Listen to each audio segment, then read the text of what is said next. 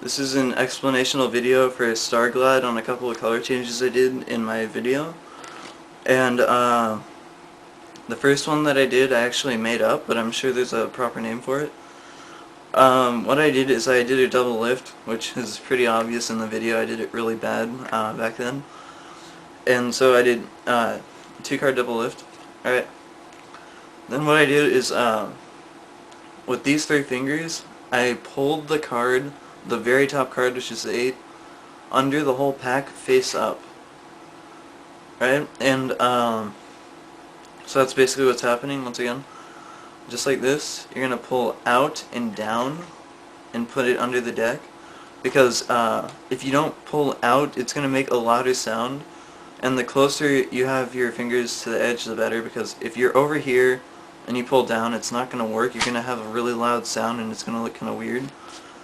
Versus if you have your fingers way out here and you pull it out to the side and down, it's a very silent move. Okay, yeah, I don't recommend doing this in a routine, and the reason is because once you've done this move, it leaves you with a card face up on the bottom of the deck, which is very inconvenient if you're going into another move because you have to flip it over somehow. Right, and what I recommend instead is doing the ego change, which is where you have two cards again face up, and you're going to use these three fingers, mostly these two, but you're going to pull just the very top card, which is the 8, under the pack with one hand. Right, so just to show you, you're going to pull that 8 under, and I usually get my finger caught here. I'm not sure that you're supposed to do that or what. But, yeah, so you're going to, with the ego change, it takes practice, but you're going to pull, right, just the top card. It goes there, and your other hand covers so that it's not visible. And then it's not completely aligned because that's pretty hard. To align it, what you're going to do is you're going to turn the deck. Alright, so as I'm turning the deck, I'm actually squaring it up from the back.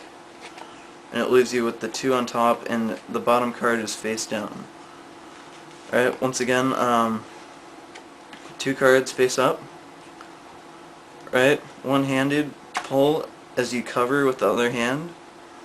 And once again, in fast motion, in actual performance, you'll do this pretty well. But pull under, so it's like this with your hand covering. You're going to rotate and square up to give you the 9 face up on top of the deck. And then that's that change. Okay, StarGlad, I think the second color change you requested, I think, was the one where I went in front with the other hand. And, yeah, hopefully it is because this is the one I'm making the video on. You have, okay, the way it is you have 2 cards, right, aligned as one. You're going to pinch with the index and middle finger and the thumb, just like that. And it's pretty obvious how it's done from the back, but you're going to go like this. You're going to 1, 2, and on the second one you're going to push with the thumb, right? So you're going to palm the card off.